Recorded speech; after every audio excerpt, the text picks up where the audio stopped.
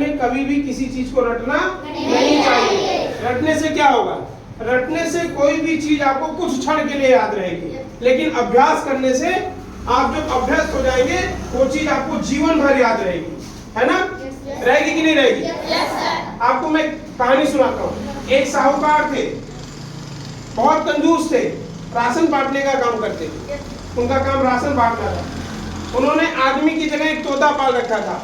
आदमी को रखते तो पैसा देना पड़ता, तोते को पाल रखा था तो तोते को सिखा रखा था, बारी बारी आओ, लाइन से आओ। जब वो राशन बांटते थे अपने बगल तोते को टांग देते थे, व्यक्ति आता था, पंक्ति बनाता था और वो कहता था बारी बारी आओ, लाइन से आओ। सब लोग बारी बारी आते थे, लाइन लगा करके राशन लेकर चले जाते थे। सेठ जी का काम भी हो जाता था और पैसा भी खर्च नहीं होता था।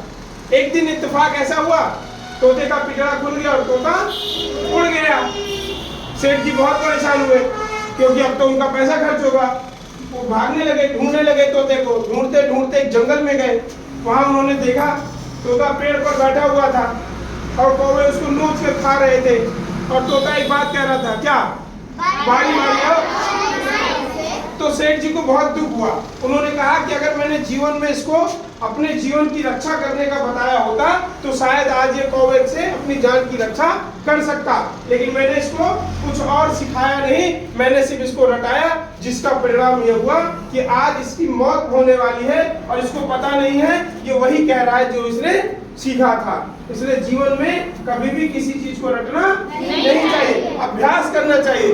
वृंद सुजान की एक रचना है, एक कविता है, पंक्ति है, करत करत अभ्यास के जड़मत होए सुजान, रसरी आवत जात है सिल पर परत निशान। सिल मतलब होता है पत्थर और रस्सी, आप जानते हैं पत्थर के सामने रस्सी की कोई औकात नहीं है। आप पत्थर मारिए, रस्सी तुरंत खंड खंड हो जाएगी। लेकिन अभ्यास की एक महिमा है कि उस रस्सी को अगर बार बार पत्थर पे रगड़ा जाएगा तो रस्सी जिसकी पत्थर के सामने कोई औकात नहीं, उस पत्थर पर भी अपना निशान छोड़ देगी। इसका अर्थ यह है जीवन में हमें किसी चीज को रटना नहीं चाहिए, अभ्यास करना चाहिए, ताकि हम अभ्यास कर लेंगे तो जीवन में किसी भी चीज को हम हासिल कर सकते हैं। इसलिए हम क्या करेंगे? जीवन में अभ्यास करेंगे। Practice makes man perfect. ठीक है, थैंक यू।